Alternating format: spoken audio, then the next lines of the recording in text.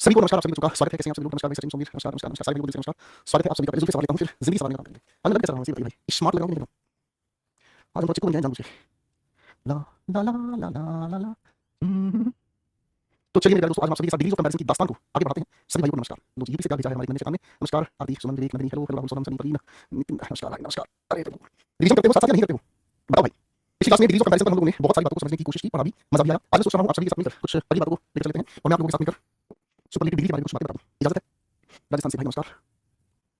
चलिए भाई, हरियाणा से प्यारा है भाई, आपको भी बहुत सारा लाड प्यार भाई। नमस्कार नमस्कार नमस्कार। तो आज हम सभी मिलकर सुपरलेटिव डिग्री के बारे में चंद बातें समझेंगे, फिर कुछ और प्यारे प्यारे कॉन्सेप्ट्स जो मिक्स कॉन्सेप्ट्स हैं वो भी समझेंगे। देखिए बच्चों, सुपरलेटिव डिग्री की हम बात करते हैं, है जी? चलिए भाई शुरू करते हैं, गाड़ी स्टार्ट करते हैं आप सभी के लिए, ठीक है भाई? गाड़ी स्टार्ट करें, असि जिथे चावांगे गड्डी मोड़ांगे। पहले सुपरलेटिव डिग्री से पहले एक काम करते हैं, एक नया कॉन्सेप्ट समझाता हूँ जो कंपैरेटिव डिग्री से ही है। इसे हम कहते हैं ग्रेजुअल इंक्रीज, इसे हम कहते हैं ग्रेजुअल इंक्रीज या ग्रेजुअल डिक्रीज। एक नया कॉन्सेप्ट कंपैरेटिव डिग्री से ही है संबंधित। ग्रेजुअल का मतलब होता है लगातार। ग्रेजुअल का मतलब होता है लगातार, ठीक है? ग्रेजुअल का मतलब होता है लगातार। अब इंक्रीज का मतलब क्या होता है भाई? सर आप मोटिवेट कैसे रहते हैं? जब आपको सुमन कुमार की पता चलता है कि आपके पास इसके अलावा कोई और विकल्प नहीं है, तब मोटिवेशन खुद आ जाता है। अगर आपके जीवन में आपको सुधार करना है और आपके माता दादा ने भाई बहुत करोड़ रुपए का पैसा रखा है, तब पढ़ाई नहीं करोगे, ठीक है? और जब आपको ये पता है कि भाई हम गरीब, हमारे घर परिवार गरीब और हमारे पास अपनी इस गरीबी से दूर होने का एक ही तरीका है, वो पढ़ाई है, समझे? ठीक है? और दिमाग में ये कि पढ़ाई ही है केवल जो मेरी जिंदगी को संवार सकता है, ये जो टीचर मेरी क्लास में मुझे पढ़ाने आया है, सिर्फ यही मुझे सिलेक्शन तक पहुंचा सकता है, तब आप मोटिवेट अपना रहना शुरू करोगे, ठीक है? ग्रेजुअल इंक्रीज और ग्रेजुअल डिक्रीज का मतलब होता है कोई भी ऐसी चीज जो या तो लगातार बढ़ती चली जाए, बढ़े, या लगातार घटे। अब जब कोई चीज लगातार बढ़ती है, घटती है, तो उसको बताने का तरीका क्या हो सकता है? ध्यान दीजिए, जैसे मैं आपके सामने कहता हूँ, the weather is getting cold and cold, ये कहना सही होगा अपने आप में। मैं आपके सामने एक सवाल कहता हूँ, the Ambanis are growing rich and rich day by day. बताइए जरा, चलिए बताइए, जल्दी बताइए। आपकी क्लास में एक लड़का है, ओमकार नाम का, कहता है बहुत हाई लेवल का पढ़ाते हो, थोड़ा सा लो लेवल का पढ़ा लो। बिल्कुल आपने जो कहा वो मानने में मेरा पेपर वाला नहीं बचता है, ठीक है ना? पेपर वाला नहीं बचता है, कभी जाके कट ऑफ देखना कितनी कट ऑफ जाती है, ऊंची ऊंची। उस दिन आपको पता चलता है कि लो लेवल पढ़ने वाला जिंदगी में 3-4 साल लगा देते हैं सिलेक्शन के लिए। और हमारी क्लास में बेटा जो एक बार ध्यान से पढ़ लेता है ना, वो 5 से 6 महीने में बेटा पार करता है, ठीक है? उनका भाई कहता है थोड़ा हाई लेवल से पढ़ाते हैं, थोड़ा लो लेवल का से पढ़ाइए, ठीक है भाई? बेटा लेवल की स्पेलिंग ये होती है, ठीक है दोस्त? कोई बात नहीं, आपने इसको थोड़ा सा दिमाग लगाना है। अब मैं तो कहानी को समझने की कोशिश करना, जब भी हम किसी चीज के लगातार इंक्रीज या डिक्रीज को बताने की कोशिश करते हैं, तो ऐसे लिखे हुए वाक्य में हम लोगों को क्या देखने को मिलता है? गेट, ग्रो, इंक्रीज, ये हमें वर्ब देखने को मिलती है। डिक्रीज, मैंने तो ये सुना था, मैंने तो मेरे बेटा ओमकार ये सुना था कि बच्चे पढ़ने वाले ये चाहते हैं कि सर हमें बहुत अच्छे लेवल का पढ़ाइए ताकि हमारा सिलेक्शन हो। मैंने पहला ऐसा अपने जीवन में बच्चा देखा जो कहता था लो लेवल का पढ़ाइए, मैंने पहली बार ऐसा जीवन में बच्चा देखा है। कोई सब ठीक हो जाएगा बेटा।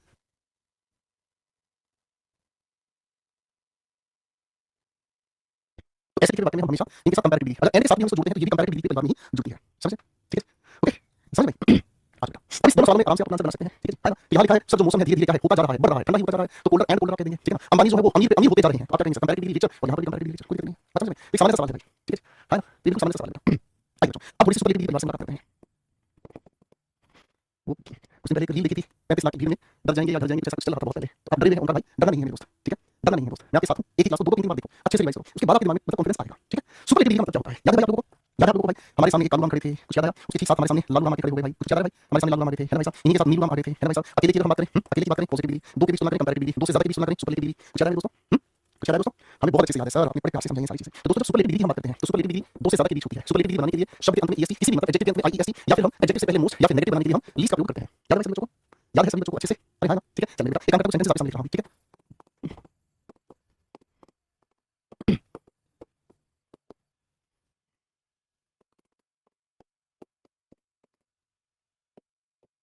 एम्प्लॉइज लिखा है बेटा आखिर में आपके लिए।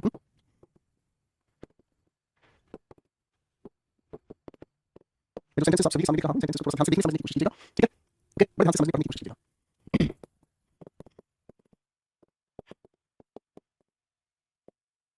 चार सेंटेंसेस आप सभी के सामने लिखे हैं।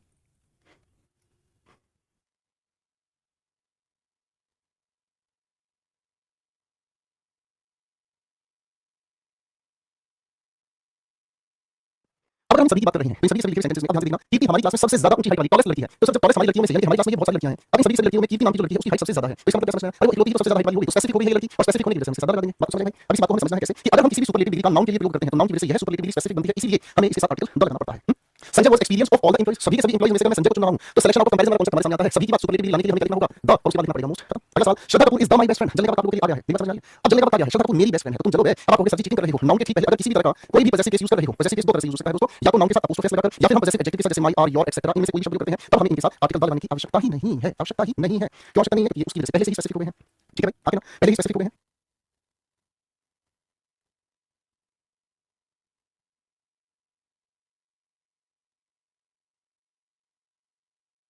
आप इन दोनों सवालों को ठीक कर पाएंगे भाई, आराम से करेंगे। श्रद्धा कपूर अगर मेरी बेस्ट फ्रेंड है, ये नाउन है, ये सुपरलेटिव डिग्री है, ये इसके लिए क्या है, पॉजेसिव एडजेक्टिव तो मेरी स्पेसिफिक हो गई, तो इसी की वजह से हमें द लगाने की आवश्यकता नहीं है। सर इसी के मैं सवाल में कहूं व्हाट इज मारुति, आप कहेंगे ब्रांड, नाउन है, से पहले ये एडजेक्टिव है, मोस्ट लगाने की वजह से ये सुपरलेटिव डिग्री हो गई है, इंडिया के साथ अपोस्ट्रोफ लगाने की वजह से इंडिया की स्पेसिफिक है, तो यहां द लगाने की जरूरत नहीं है। क्या यहाँ तक बात आपको समझ आ गई बेटा? आ गई ना? क्या यहाँ तक बात आपको समझ आ गई बेटा? ठीक है। अच्छा ये बात आप देखो ध्यान से देखने की कोशिश करना बेटा, कभी-कभी वर्ब की थर्ड फॉर्म को हम एडजेक्टिव की तरह यूज करते हैं और इसका नाम अपने आप में कहलाता है पास्ट पार्टिसिपल, इसका नाम अपने आप में कहलाता है पास्ट पार्टिसिपल। ठीक इसी तरीके से कभी-कभी फर्स्ट फॉर्म ऑफ वर्ब के साथ आईएनजी जोड़कर भी हम इसको एडजेक्टिव की तरह यूज करते हैं, इसका नाम हम कहते हैं क्या, प्रेजेंट पार्टिसिपल, इसके नाम को हम कहते हैं क्या, प्रेजेंट पार्टिसिपल। चलो उदाहरण के लिए समझाता हूं, जैसे मैंने कहा I saw a flying kite, तो सर इसकी हिंदी क्या होगी, मैंने देखा किसको, काइट को, काइट कैसी थी, फ्लाइंग, उड़ती हुई, ये हमारे सामने एडजेक्टिव है यानी कि प्रेजेंट पार्टिसिपल। अरे है ना? अगर मैं इसी की जगह लिख देता हूं I saw a dead body, अगर मैं कहता हूं I saw a dead body, I saw what, आप कहेंगे नाउन है बॉडी, नाउन से पहले ये क्या है, बाई की थर्ड फॉर्म, यानी कि ये यहां पर पास्ट पार्टिसिपल का एडजेक्टिव है। ठीक है। तो कभी-कभी सेंटेंस के अंदर हम इस तरह के एडजेक्टिव का भी प्रयोग कर लेते हैं। ठीक है भाई? ओके जी। तो ये सुपरलेटिव डिग्री की खूबसूरत सी बातें हैं जो हमें ध्यान रखनी है दोस्तों। ठीक है भाई? ये एडजेक्टिव की कुछ खूबसूरत बातें हैं जो हमें ध्यान रखनी है। ठीक है। एक बच्चे ने कहा कि सर लीस्ट के साथ नोट यूज कर सकते हैं, मैं थोड़ा सा समझा देता हूं बेटा। देखो मेनी मच कंपैरेटिव इसकी होती है मोर, सुपरलेटिव होती है मोस्ट। ठीक है। इसी तरीके से लिटिल का कंपैरेटिव होता है लेस, इसी का सुपरलेटिव होता है लीस्ट। फ्यू की अगर हम बात करते हैं तो फ्यू का कंपैरेटिव होता है फीवर और इसी का होता है क्या, सुपरलेटिव फीस्ट। ठीक है भाई? जैन साहब आगे बताएंगे जब टॉपिक आएगा, अभी तो परेशान मत भाई। ठीक है। ओके। और ये 11 कंपैरेटिव होते हैं बेसिकली, जैसे मैं गुड के साथ कहूं गुड, बेटर, बेस्ट। ठीक है। बैड और इल जब दोनों का एक ही अर्थ होता है तो ये बनते हैं वर्स, वर्स्ट। ठीक है जी। ओके भाई? फाइन। तो ये कुछ हमारे कंपैरेटिव होते हैं, सुपरलेटिव होते हैं, ध्यान रखना। अब आओ भाई थोड़ा सा परिवार के सदस्यों से आगे मिलते हैं, खूबसूरत सवाल की तरफ ले चलते हैं। मैंने आपके सामने कहा शी वोर द रेडेस्ट शर्ट। ठीक है। सवाल जो लिखे हैं ध्यान दीजिएगा दोस्तों। Anita has the roundest face in my family. The most complete book on English grammar is the English acumen. ठीक है। इंग्लिश एक्यूमेन क्यों आपको अच्छा लगेगा आप लोगों को इंग्लिश एक्यूमेन देख के? This is the book written by yoyo Gopal Varma. I love this man, really I love this man. बेटा इन तीनों सवालों को ध्यान से पढ़कर देखो, फिर मुझे कुछ आपके साथ समझना है, समझाना है।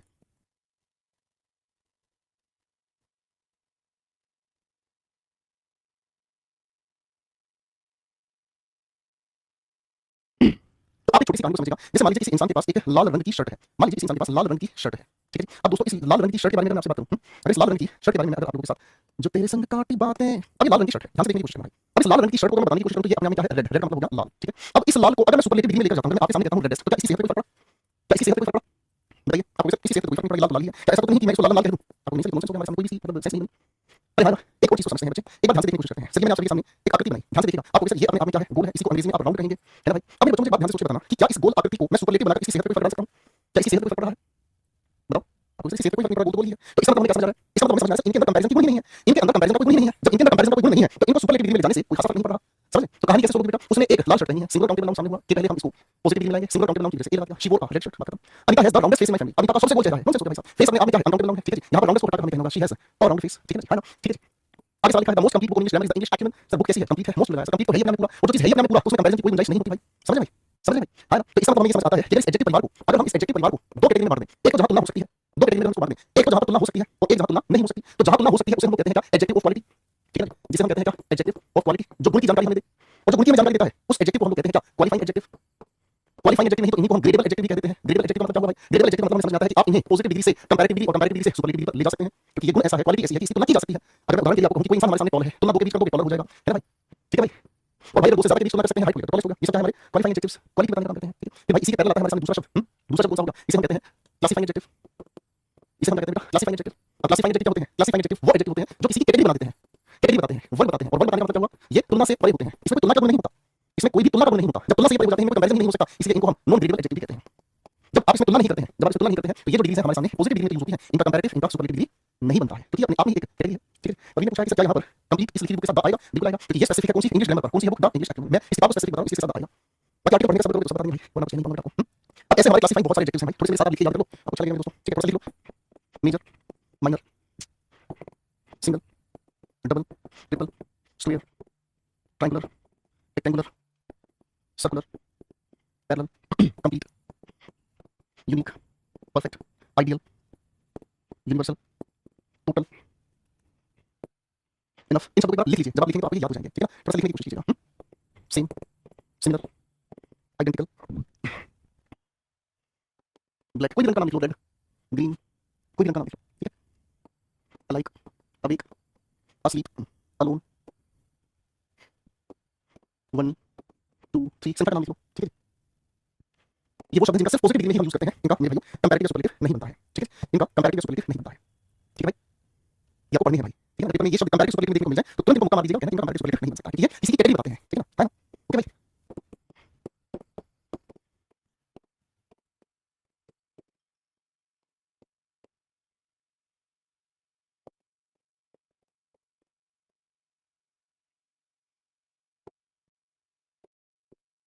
बताओ इन सेंटेंस में क्या गड़बड़ी करेंगे। तो आपको सेंटेंस में क्या ही दिक्कत है? मिस्टर दास अपने मेजर है तो मेजर कहकर मोस्ट नहीं लगाएंगे। अगर यहाँ पर सबसे ज्यादा मेजर है तो दाल बाजी कोई दिक्कत नहीं है। Shikhar is the chiefest engineer here. सब चीफ तो है ही अपने मुख्य, तो चीफेस्ट लगाने की जरूरत है, ठीक है ना? दाल राव, चॉइस आपकी है, ठीक है? ओके भाई, ये पेपर में करीब सवाल फंसते हैं भाई। अब आइए थोड़ा सा अब आप लोगों को पॉजिटिव कंपैरेटिव सुपरलेटिव डिग्री की कुछ मिक्स कंफ्यूजन से मिलाता हूं बेटा। पॉजिटिव कंपैरेटिव सुपरलेटिव परिवार की कुछ खूबसूरत कंफ्यूजन से आप लोगों को मिलाता हूं भाई। बहुत स्वीट सी कंफ्यूजन आप लोगों के सामने है, ध्यान से पढ़िएगा, मजा आएगा भाई।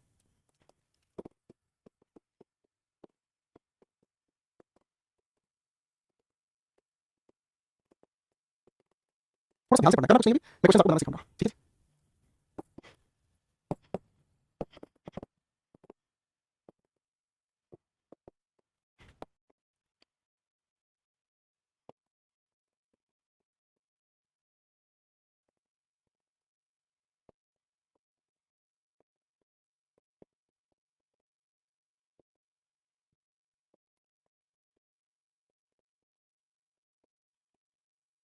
देखिए ध्यान से, पहले सेंटेंस को पढ़ लीजिए प्लीज।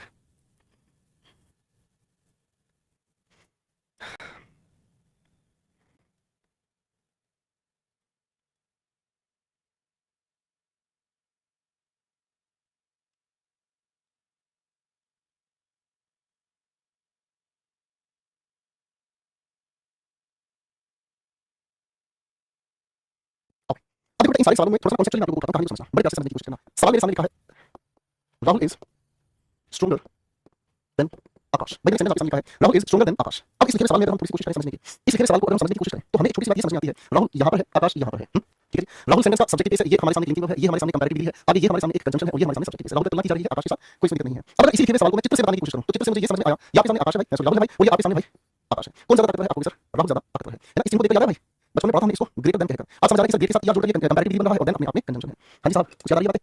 बातें पुरानी है, बातें पुरानी है, बिल्कुल छू जाए याद आ जाएगी भाई। अब ये तो मुझे आपकी प्रकार से हमने खेला समझ आ गया। अब अगर मुझे ऐसा हो जाए, ये तो मुझे बिल्कुल ठीक है, अब अगर मेरे प्यार से बोल दे, अगर ऐसा हो जाए कि जितना राहुल खाता है, जितनी राहुल मेहनत करता है, उतना ही खाना अगर आकाश को भी मिल जाए, उतनी ही मेहनत अगर आकाश भी कर ले, तो आप क्या कहोगे? राहुल और आकाश दोनों एक जैसे हो जाएंगे, है ना भाई? दोनों एक जैसे हो जाएंगे।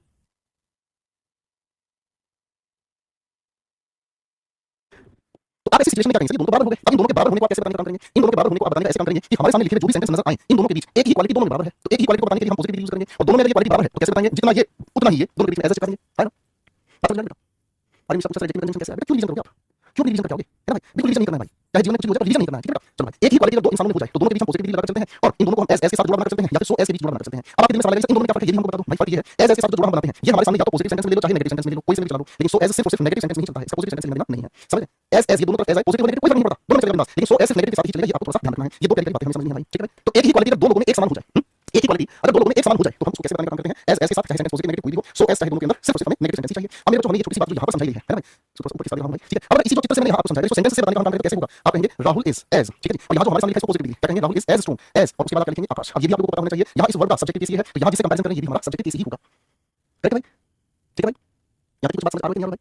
हम तो सोच रहे थे बात समझ आ रही है ना, ठीक है? बात समझ आ रही है भैया, है कि नहीं? अब मैं आपके सामने ये कहता हूँ टीटी is so nice as Raman is, ठीक है? मैं आपके सामने कहूँ Neha is equally as cute than Priya is, इन दोनों सेंटेंसेस को करेक्शन करके दिखा सकते हैं।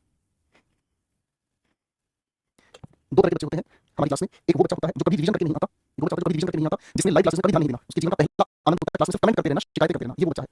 दूसरा बच्चा वो होता है जो अपनी पिछली क्लासेस को रेगुलरली रिवाइज करता है, हर एक पिछली क्लास को ध्यान से रिवाइज करता है, वो क्लास में फिजूल कमेंट नहीं करता, समझे? ठीक है? तो जो बच्चा इस तरीके से लगा रहता है भाई वो बच्चा कई साल में सिलेक्शन लेता है, अब आपकी चॉइस है, ठीक है? ओके सेट करें भाई, ओके ठीक है भाई? अब दोनों सेंटेंस को ठीक करते हैं भाई। Kirti is so nice as Raman is, जितनी कीर्ति नाइस उतना ही रमन नाइस, कोई दिक्कत नहीं है। सब्जेक्टिव होने की वजह से यहाँ वर्ब आ सकती है, सर सेंटेंस पॉजिटिव है तो इस सो को हटाकर यहाँ एज लगाना है, खत्म हो गई बात है ना? सवाल नंबर 2 को देखते हैं, यहाँ is equally as to then Priya is गड़बड़ होगी सर एज के साथ ये लिखी पॉजिटिव डिग्री हमें यहाँ पर क्या लेकर आना होगा? एज, ठीक है जी? करेक्ट भाई? अब यहाँ पर एक बात बताओ, यहाँ इस एज की वजह से ये दोनों बराबर हो ही गए तो इक्वली लिखना तो सुपर हो गया जी। यहाँ इक्वली लिखना भी तो अपने आप में सुपर हो गया भाई। बच्चा चौधरी इतना कर लो काफी है भैया, वीडियो से स्टार्ट कर लिया कि मैंने लिख दिया तो आप प्रैक्टिस कर लेगा, उससे ज्यादा कुछ नहीं करना बच्चा को, ठीक है? करेक्ट? तो अब यहाँ हमें क्या चीज समझ में आई? दो क्वेश्चन से हमें क्या समझ आ गया? इन दो ही क्वेश्चन से हमें ये समझ आ गया कभी कभी हमें इस लिखे हुए एज की जगह पेपर ऑफ लिख कर दे दे, इसकी जगह देन लिख कर दे दे, टू लिख कर दे दे, तो ये सब के सब शैतान है, इनकी हमें जरूरत नहीं है, समझ रहे? क्योंकि एज के साथ सो के साथ ऑफ देन या टू का कोई भी पेयर नहीं बनता। अब दूसरी बात ये समझ में कभी कभी एग्जामिनेशन जानबूझकर इन लिखे हुए शब्दों से पहले हमें इक्वली लिख कर दे दे या फिर हमें बोथ लिख कर दे दे, तो आप कहेंगे सर जी हमें इनकी जरूरत नहीं है, ये भी आपने कहा सर जी सुपर है। कुछ बात समझ आ गई बेटा? ठीक है भाई, सेट करना। तो ये छोटे छोटे नियम से हम कॉन्सेप्ट समझे बेटा, अच्छे से समझ आ गए हैं तो फिर आज दोस्तों दो लगाते हैं क्वेश्चन सर। आगे 6 क्वेश्चन आपके सामने लिखे हैं, मैं आपसे देता हूं 1 से लेकर 5 तक, पहले आप बताएंगे। चलो बच्चा जी फटाफट चांसेस बना देता हूं, फिर आज कितनी बार हूं आपके लिए आपने सिलेक्शन किया, आज कितनी बनती है आपकी?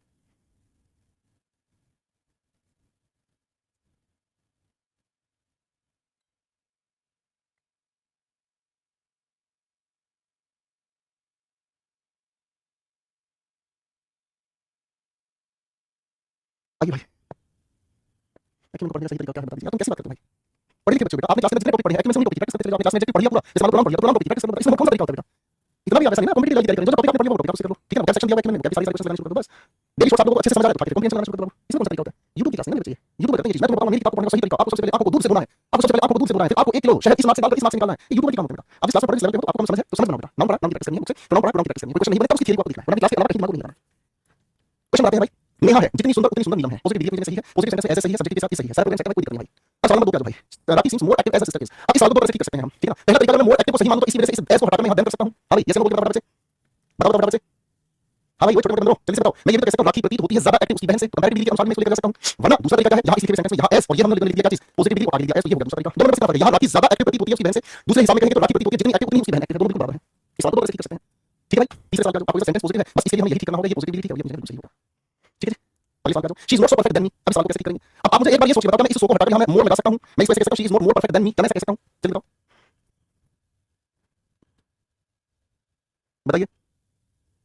तो अगर किसी बच्चे ने इस बात पर ध्यान दिया हो, इससे थोड़ी देर पहले तो आपने क्लासिफाइंग एडजेक्टिव के बारे में बता रहे थे। हमें थोड़ा समय लगेगा, हमें बस थोड़ा समय लगेगा, लेकिन इनको देखेंगे तो 2 बार हम याद कर लेंगे सर। ये क्लासिफाइंग एडजेक्टिव्स हैं, इनका कंपैरेटिव सुपरलेटिव नहीं होता है, बेचारे पॉजिटिव डिग्री में यूज होते हैं। और पॉजिटिव डिग्री में चुपचाप यूज हो रहे हैं तो काहे परेशान कर रहे हैं सर जी? फिर काहे काहे काहे परेशान कर रहे हैं सर जी? नहीं आएगा सर। नेगेटिव सेंटेंस में सो के साथ ये पॉजिटिव डिग्री और यहां हमें लिखना होगा एस। सब्जेक्टिव केस का कंपैरिजन भी हम लोगों को सब्जेक्टिव केस के साथ ही करना होगा। गुरुजी कैसे बात कर दी है? सेकंड बता देंगे सवाल को हम।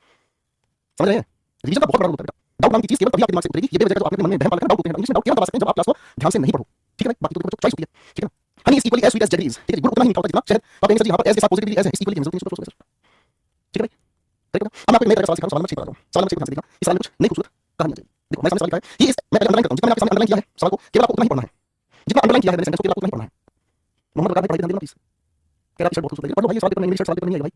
छोड़ दो आप।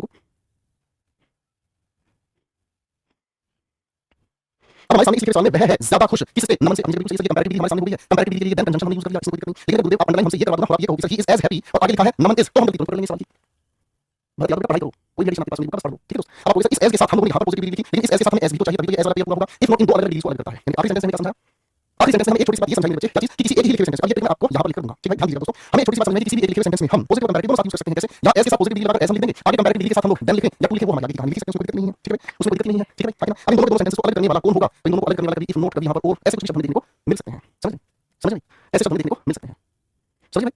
ठीक है? ऐसे शब्द कभी देखने को मिलते हैं इफ नॉट और या कभी एस, ठीक है? तो ये भी होगी हमारे सामने एक खूबसूरत बात। यहाँ तक बात अच्छे से होगी, ठीक है भाई? चलो अभी सारे सेंटेंस समझ आ गए। ये कंफ्यूजन क्यों थी बेटा? कंफ्यूजन इसलिए थी कि हमें कंपैरिजन तो होता दिख रहा है पहले सेंटेंस में, नहीं पता नीलम से कंपैरिजन करें और हकीकत में जितनी सुंदर नेहा उतनी सुंदर नीलम है। कंफ्यूजन किस बात की होगी कि कंपैरिजन हो भी रहा है और हकीकत में कंपैरिजन नहीं भी हो रहा है, ठीक है भाई? तो ये कैसी खूबसूरत बात है। अब मैं आपको समझाऊंगा कि इस कंपैरिजन के अगर थोड़ा सा गहराई से हम उतरेंगे कंपैरिजन कैसे काम करते हैं, ठीक है? अब थोड़े से सेंटेंस और लिख रहा हूं, थोड़ा और गहराई पर लेकर चलते हैं। अब कौन सा भाई कहेगा सर जितना गहरा मत पढ़ाया करो, लो लेवल का पढ़ा दिया, हम उसी में खुश हैं, है ना भाई? क्या करूं बेटा, मजबूर हूं। अगर कट ऑफ आई होती ना जनरल कैटेगरी की 100 110, अगर कट ऑफ आई होती ना 100 110 तो मुझे दिक्कत नहीं थी। 100 110 के बच्चे को कोचिंग लेने की जरूरत नहीं भाई। 100 110 के ऊपर दुनिया भर के टीचर पढ़ा रहे हैं, सुबह शाम पढ़ा रहे हैं, फुर्सत नहीं उनके पास। वो तो सुनते हैं, अरे चलो सिमरन पढ़ा देते हैं, पढ़ के सामने सोते हैं, लेकिन सुबह यार एमके साथ पढ़ा है, चलो भाई एमके साथ, वो भी उस दुनिया की कहानी है। ये डेडिकेटेड आपने बैच, यहाँ डेडिकेटेड आपको सिलेक्शन के लिए मेरे साथ चलना होगा रोज, ठीक है?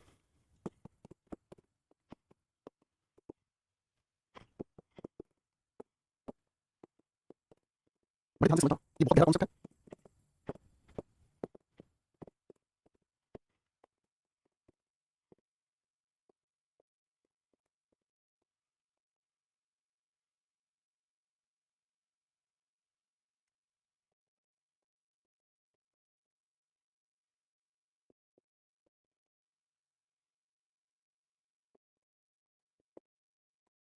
बेटा पढ़ लो, बस पढ़ के मुझे ये सब कह दीजिएगा। आगे मुझसे कमेंट बात छोड़ दो ना प्लीज। क्यों नहीं समझ रहे भाई? क्यों नहीं ध्यान दे रहे भाई? इधर दूसरी आपके पढ़ाई में नोट्स काफी हैं, एग्जाम करने के छोड़ भी हद कर दिया आपने तो।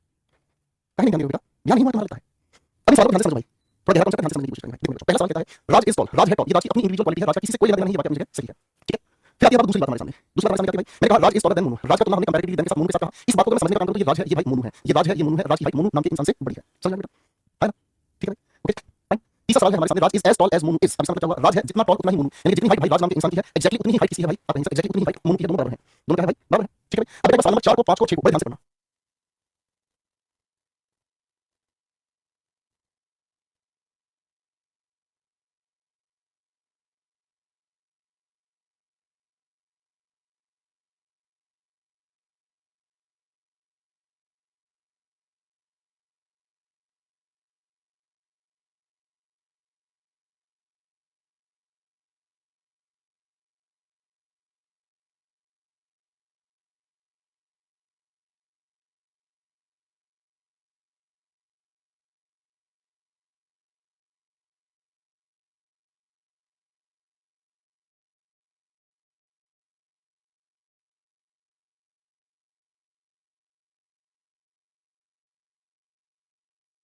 अब सवाल को ध्यान से देखिए भाई। अब देखो इन तीनों सवाल को पढ़ने का आपको समय दिया है, क्यों समय दिया, कॉन्सेप्ट को ध्यान से समझने का भाई। एक छोटा सा गेम खेलता हूं आप लोगों के लिए, बड़े ध्यान से समझने की कोशिश करना भाई। एक छोटा सा गेम खेलता हूं, ध्यान दीजिएगा।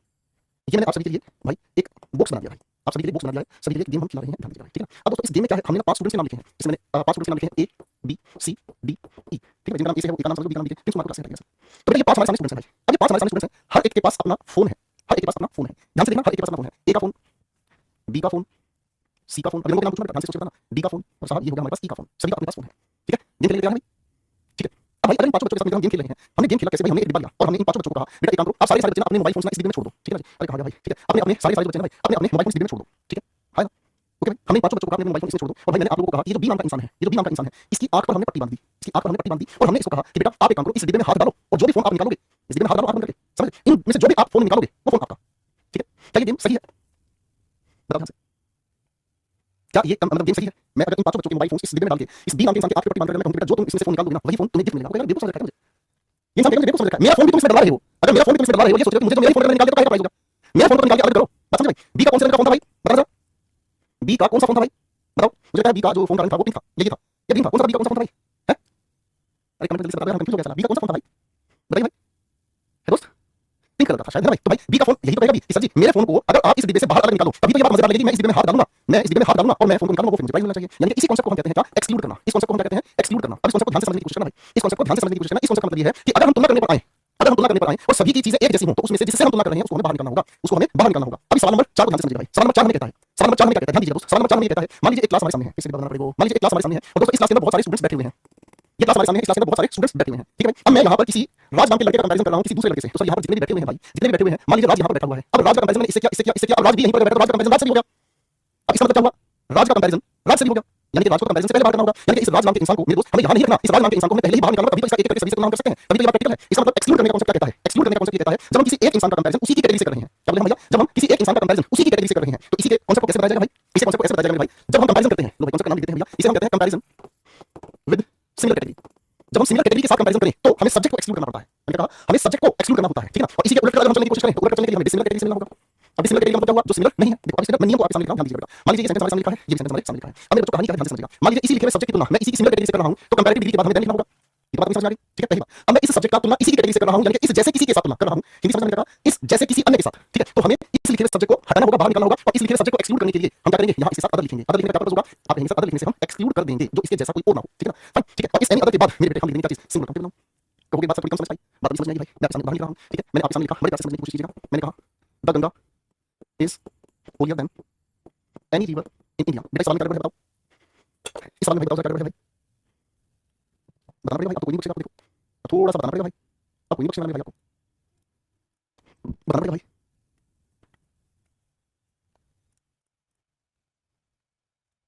शाबाश, तो कैसे बताएंगे भाई, आप बताइए, काम करेंगे सर जी। देखो सवाल पढ़ने का तरीका हमें पता चल गया है, गंगा अपने आप में नदी है, यहाँ पर भी रिवर लिखा है, दोनों एक समान कैटेगरी से हैं, तो हमने सभी नदियों की कैटेगरी से गंगा माँ को अलग करना होगा, इसलिए इस एनी के साथ यहाँ अदर लिखना होगा। इसकी हिंदी क्या होगी, गंगा है ज्यादा पवित्र किसी अन्य नदी से भारत में, ठीक है भाई, समझ आ गई बात है भाई, ठीक है दोस्त। अरे हाँ, अब अगर डिसिमिलर कैटेगरी का सदस्य यानी दोनों की कैटेगरी अलग है, फिर आपको अदर लिखने की जरूरत नहीं है। जब हम किसी सब्जेक्ट के साथ कंपैरेटिव डिग्री लगाकर देन लिख रहे हैं तो गुरुजी हम एनी लिखेंगे, और जब पहले दोनों अलग कैटेगरी के हैं तो मेरे गुरुजी ये पहले से ही एक्सक्लूडेड है, तब ऐसे मामले में हमें अदर लिखने की जरूरत ही नहीं है, अदर हमें जरूरत ही नहीं मानता है किसी भी तरीके से, बात खत्म साहब। इसके बाद हम सीधा लिख देंगे क्या, सिंगल काउंटेबल नाउन सेंटेंस खत्म हो गया भाई। अब ऊपर वाले सेंटेंस को मैं फिर से आपके सामने लिखता हूं, मैंने आपके सामने लिखा the Ganga is holier then any other metal in India. अब बताओ भाई सवाल ध्यान से पढ़िए, पढ़ना पड़ेगा भाई, नहीं पढ़ोगे मजा नहीं आएगा। और सिलेक्शन तो भूल जाओ भाई, सिलेक्शन केवल तभी मिलता है जब गहराई से चीजों को समझोगे। हमेशा एक बात याद रखना, कट ऑफ ऊंची जा रही है, कारण क्या है, पढ़ने वाले बच्चे ध्यान से पढ़ नहीं रहे हैं, ठीक है ना जी, टाइम पास करते चल रही है भाई, सब सोच रहे हैं ऐसे ही हो जाएगा, ठीक है ना। ऊपर से गणित वाले से पास करने वाले टीचर्स हैं जो कहते हैं इसका कोई लेवल नहीं है, एक क्वेश्चन के बाद बेहोश हो जाएंगे, समझ भाई। अब सवाल को पढ़ेंगे छोटे बच्चों, क्या कहोगे, सर गंगा अपने आप में नदी है, यहाँ पर आपने मेटल कहा है, मेटल का मतलब कोई धातु, तो दोनों अलग अलग कैटेगरी है, तो किसी भी धातु की बात करोगे ना अदर क्यों लिखोगे यहाँ पर भाई, अच्छे से समझ आएगी बच्चों को कोई बात। अरे ये बात आपको अच्छे से समझ आएगी तो फिर तो क्वेश्चन सोचो, चाहे तीनों क्वेश्चन आंसर बना के फटाफट चलो मेहनत करके लिखो भाई।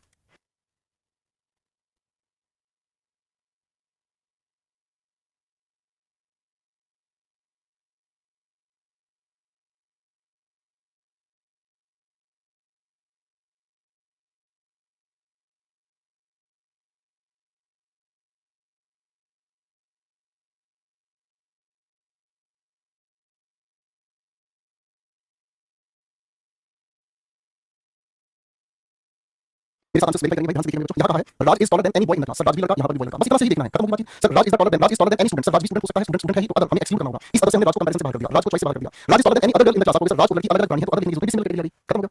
अगला सवाल हमारे सामने gold is more precious than any metal, sir gold भी मेटल है, मेटल तो मेटल है ही, सर सिमिलर कैटेगरी आ गया, हमें अदर लिखना होगा, ठीक है जी। इस अदर के जरिए हमने इस गोल्ड को कंपैरिजन से बाहर कर दिया। बन गया भाई अच्छे से, ए छोटे बाबू, ए लाला, ए राजा जी, अच्छे से समझ आ गया तनिक, ठीक है। तो बच्चों काम करना, यहाँ तक की बात को पहले अच्छे से पढ़ना, 2-3 बातें और बची हैं, उसके बाद हमारा एग्जेक्टिव कंप्लीट हो जाएगा। 2-3 बातें और हैं भाई, थोड़ा सा आप पढ़ जाएंगे ना, ठीक है? 2-3 बातें और हैं भाई। और देखो ये रिवीजन मांगने वाले टॉपिक है, उनको बार-बार आपको पढ़ना पड़ेगा, ठीक है? थोड़ी मेहनत करनी पड़ेगी भाई। और ओमकार मेरा भाई नाराज हो गया, कह रहा है कि सर आप बहुत हाई लेवल पढ़ा रहे हो, थोड़ा लो लेवल पढ़ाओ, तो मेरे बेटे सिलेक्शन के लिए आप सीरियस नहीं है, मैं बहुत सीरियस हूं, मेरा पूरा डेडिकेशन है आपके सिलेक्शन के लिए, ठीक है भाई?